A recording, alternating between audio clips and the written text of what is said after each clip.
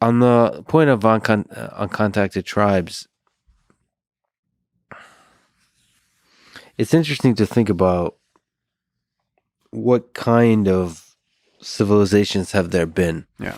This is something that you've talked about a little bit. Graham Hancock has written about ancient civilizations and sort of challenging the conventionals or the mainstream thinking about the civilizations that have been there in the Amazon. Can you steelman and criticize the idea, so the pro and the con of the idea that there have been advanced ancient civilizations in the Amazon? Like, how much do we know? What are all the possibilities of what's in the Amazon in its past? So like when Oriana went down the Amazon, the reports were that there was great civilizations in the Amazon. And then, a few hundred years later, when people got to actually check up on this stuff, it was all gone. And so was that because of disease that we wiped out all these civilizations and these communities of people? Potentially, probably. Was he just wrong? Probably not. This is a guy that navigated by the stars back to Spain after building his own boat. Yeah. Or did he, or was he trying to just, I don't know. But there clearly is a long history of complex civilizations in the Amazon. 100%. There's no one that can deny that. The thing that I reacted to was that I've heard videos, I've seen moments in podcasts where the narrative becomes not, there's more ancient civilization information in the Amazon than we previously thought. Mm-hmm. True statement. We're discovering with LiDAR, and this is what Graham Hancock is talking about, that we're discovering constantly that there was more civilizations than we thought in various places. Mm-hmm.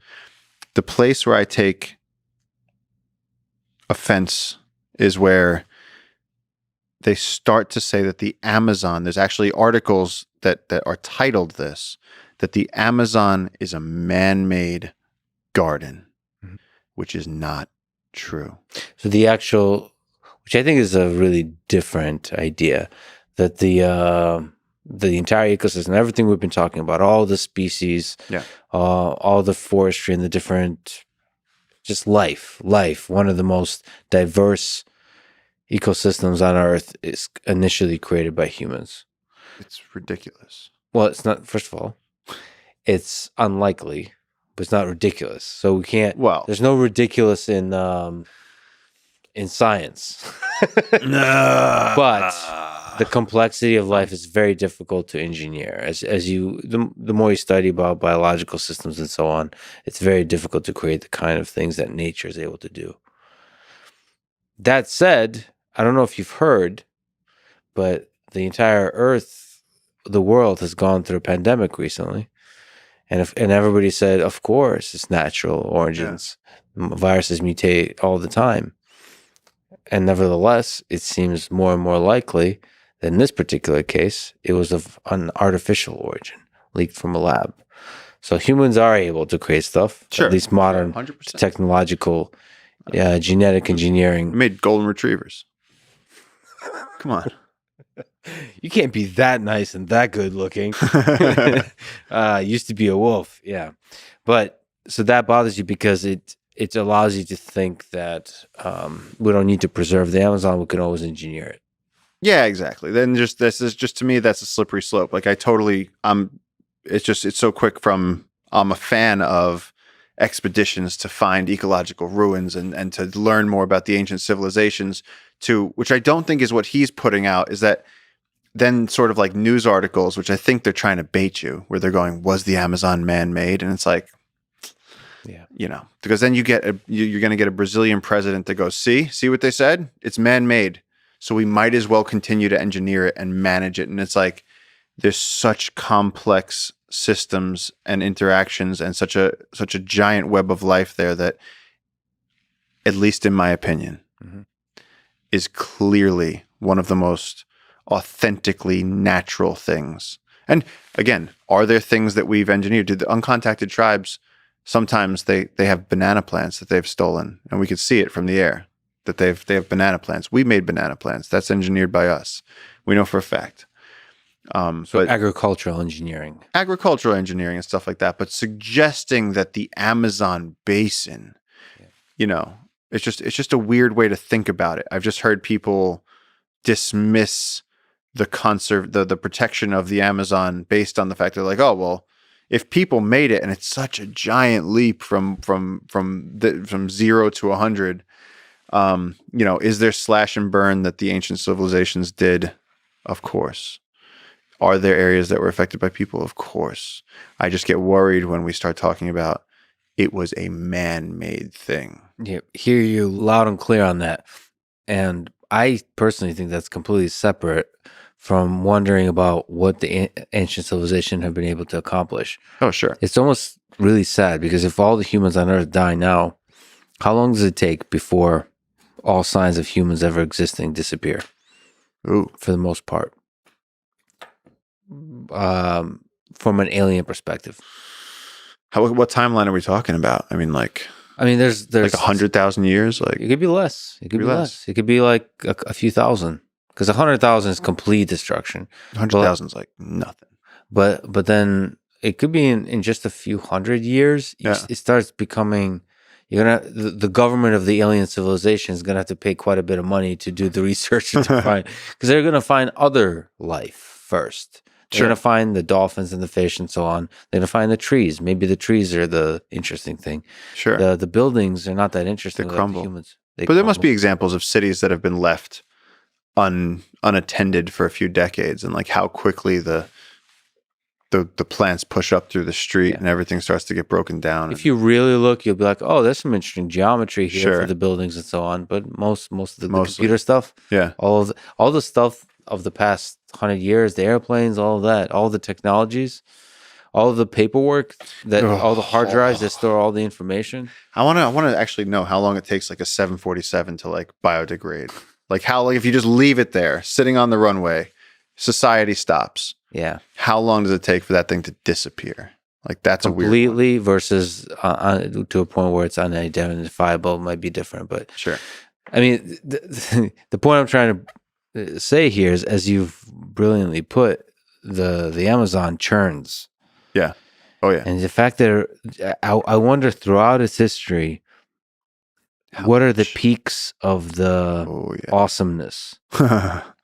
Well, how many agricultural Einsteins of bananas were there? The creating different kinds of ideas, different kinds of geometries, different kinds of tools. Well, yeah, look what the Incas did. I mean, the Incas, Machu Picchu. I mean, when Hiram Bingham found Machu Picchu, it was covered in jungle. You could hardly see it. And I mean, the stonework they did, much like what the Egyptians did with the pyramids, a lot of it, we don't really understand how they did it. If you come to the jungle, you got to go to Machu Picchu because it's not far from there. And I usually I'm the person like I don't usually go see like I've never been to see the Taj Mahal after living in India for 5 years. Like I'm just not. But when you look up and you see Machu Picchu, you go, either they were communicating with the gods there, or these people were so smart that they knew that anybody they brought, they were going to impress. They've built something there that when you look up at that mountain, you go, whoa. With those giant stones, the beauty of it, it's just stunning to imagine that there was this culture of people that could achieve this. And so through the Amazon, I mean, that's sort of up in the Andes, but there's all kinds of stuff in the Amazon. There are places where they say there's pyramids beneath the canopy that we just don't know about. I mean, it's endless. If you had billions of dollars, trillions of dollars, what would be the efforts in the Amazon for both conservation and for exploration? All right. Well, first which thing are tied together. Yeah, exactly. First, arrest the deforestation, so we don't have an ecological crisis on our hands. We don't want to keep losing species, losing indigenous cultures, losing the climate stabilizing services that the Amazon provides as a whole. Stop that. That's my first mission. Next, then we can play, and then it's like, let's go find. I mean, I've flown over the Amazon in a Cessna, and it's like you see things where you go, we have to go see what that is.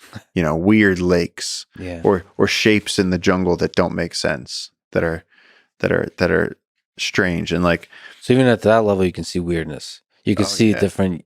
Oh yeah, like signs of possible awesomeness. Oh, the jungle is so weird. And here's the other thing: is that so like the region I've been working in, you see where the researchers go. There's certain biological stations. There's certain places where like, oh, like this university has a relationship with this university is this. So everybody goes to the same few study sites, and then they walk on the same trails, and they have the same guides. When you fly in a Cessna and you fly a few hours away from all that, and you see a tiny little tributary, and then you fly for 40 minutes over unbroken green, just wild, before you reach another tributary.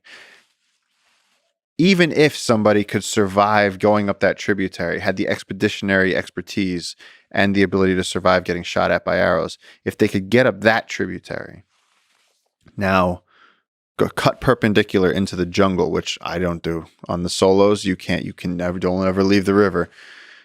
But you're telling me that in that span of 70 miles between tiny tributaries at the edge of the world, no one's been there. None of us have been there. You know, maybe somebody 10,000 years ago was there, but we don't know what populations of things are there. We don't know what ruins are there. And so there's so much undiscovered stuff in the Amazon that is just waiting. What is the process of exploring that? So how does money get converted towards exploration? Is there safe ways of doing that? There's places where, you know, we found out about things that have to be explored, but where you come up with, well, how do we do this without getting shot? And not only without getting shot, but also without endangering them too. Because how stupid are we if we go in there to people that are living in the jungle, not bothering us, and we go insert ourselves into there because we're curious about some rocks? That doesn't seem fair for the loss of life. And so like, but yeah, that's something that we're working on. And like one thing, of course, is like LiDAR and stuff, but eventually at the end of everything, it comes down to boots on the ground.